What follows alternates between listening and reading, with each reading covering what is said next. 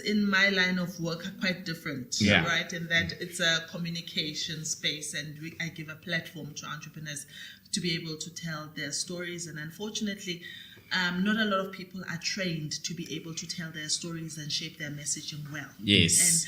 And by extension, you find that a lot of people miss opportunities of selling themselves and selling the product. Yes. Perhaps I'm going to end up being a little masterclass of sorts. Okay, yeah.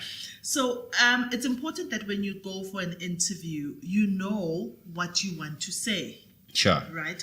And there are tricks that media training, which is a service I offer, Yeah.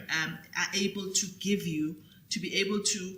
What happens when Liabo doesn't ask you the questions you're expecting Liabo to ask you?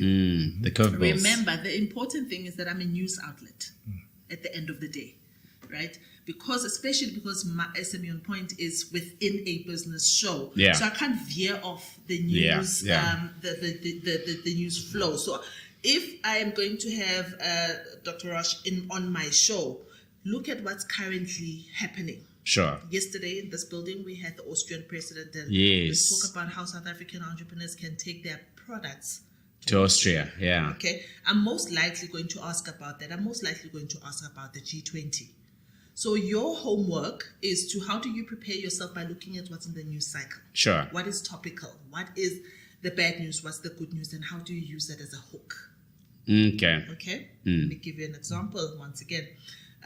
We're talking about the Austrian business, and I say, we just saw the president was speaking about, how South Africa is open for business, but the Austrians as well, they want South African products on their market.